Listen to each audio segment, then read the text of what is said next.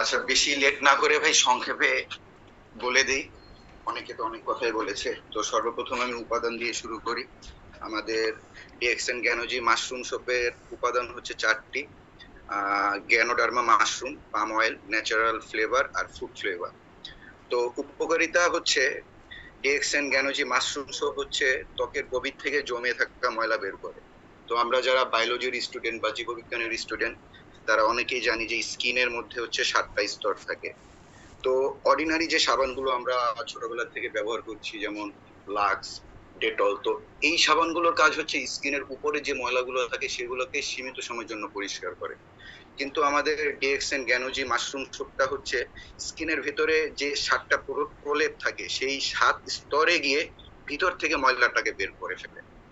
আর দ্বিতীয় উপকারিতা যদি আমরা বলতে চাই, তাহলে হচ্ছে ত্বকের ব্যাকটেরিয়া ধ্বংস করে এবং ত্বককে সুস্থ রাখে।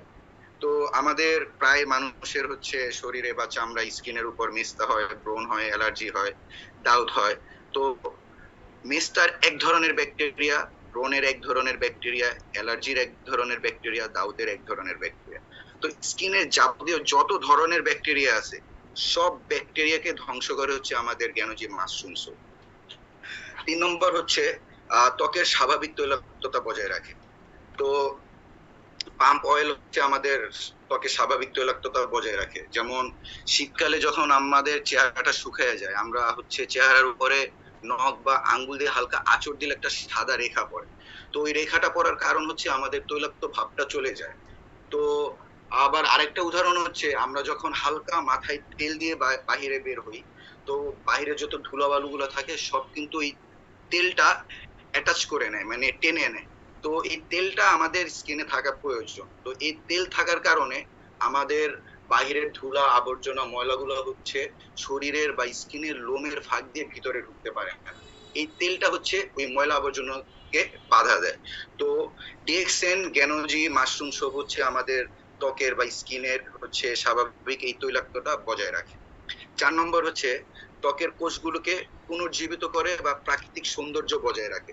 তো এই যে বললাম, যারা আমরা বায়োলজির স্টুডেন্ট তারা অনেকে জানি যে 700 ট্রিলিয়ন সেল দ্বারা হচ্ছে মানুষের বডি তৈরি।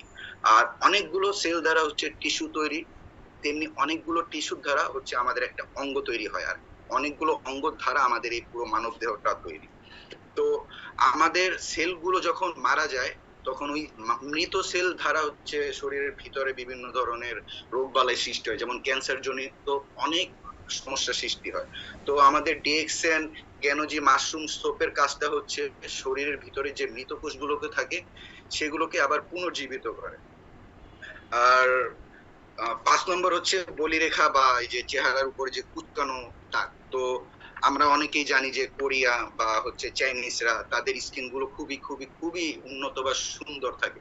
তো ওদের কারণটাই হচ্ছে এই একটাই, যে তারা মাশরুম ব্যবহার করে বা প্রতিনিয়ত মাশরুম খাচ্ছে, যেটার ফলে হচ্ছে তাদের স্কিন টোনটা প্রায় অনেকটাই ভালো থাকে। যারা একটু বৃদ্ধ হয়ে যায় তাদের স্কিনটাও দেখা যায় যে অনেকটা হচ্ছে যুবক বা যুবতী মেয়েদের মতো থাকে আর কি, মানে খুবই ভালো মানের থাকে। তো আমাদের জ্ঞানজি মাশরুম শপে যেহেতু মাশরুম আছে, তো এই মাশরুমের কাছ থেকে হচ্ছে আমাদের বলিরেখার হাত থেকে বা কুচকানো চামড়াটাকে আবার নতুন করে, মানে নবজাতক শিশুর মতো করে তৈরি করে দেওয়া।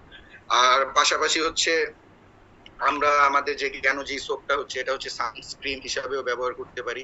এটা যদি কেউ ব্যবহার করে বাহিরে রোদে বের হয়, একটু রোদের তাপ লাগবে না।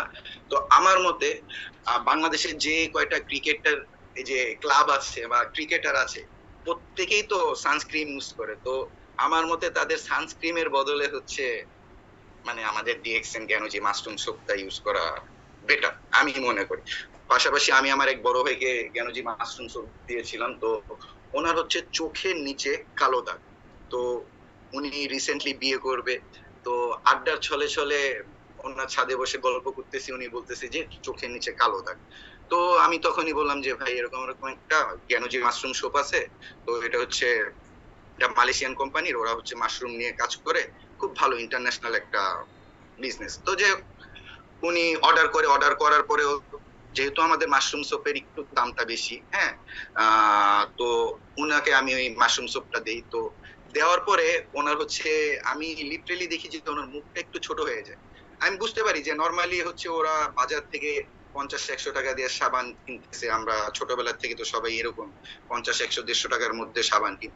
তো সেই জায়গায় সে হচ্ছে 500 টাকা দিয়ে একটা সাবান কিনছে।